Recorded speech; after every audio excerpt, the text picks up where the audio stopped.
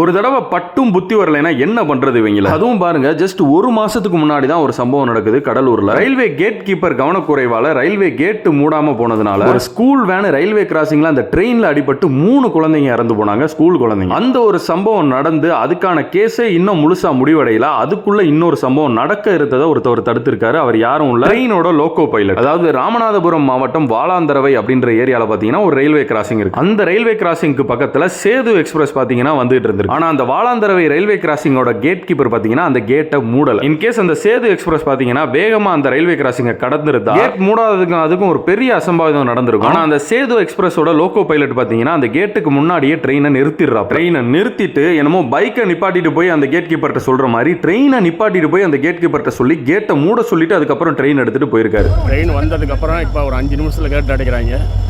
வண்டி வந்துருச்சு, கேட்டு ஓப்பன் இருந்துச்சு. கார்லாம் இன்னைக்கு 2-3 வண்டியெல்லாம் இன்னைக்கு அடிபட பார்த்துச்சு. கேட்டுக்கு பொருளாக இவ்வளவு மோசமாக இருக்காங்க. பாருங்க, ஏற்றிட்டீங்க சொல்லுங்கள். நான் மேலே பாதி தூரம் ஏறி போகணும், வண்டி சத்தம் கேட்டு ரிவர்ஸ் ஆகிடும். வண்டி நிற்கிது, நம்ம வண்டி இப்போ தான் லாக் பண்ணி டிரைவர் போய் இப்போ தான் வண்டி எடுக்கிறாப்புல. பாருங்கள் ரயில்வே நிர்வாகம் எந்த அளவுக்கு இருக்குன்னு. இன்றைக்கி நிறையா ஒரு விபத்துலேருந்து தப்பிக்கப்பட்டிருக்கு. எவ்வளோ இப்போ தான் வண்டி நின்று போகுது பாருங்கள். கேட்டுக்கு அப்புறம் இப்போ தான் நிற்கிறான். இது என்ன நடக்குது இங்கே? என்ன ரயில்வே நிர்வாகம்? இதுக்கெல்லாம் வாயை திறக்க மாட்டானே சாட்டையடி சண்முகம். ஆமா, அவன் எங்க தாண்டா போனேன், ஆளையே காணா.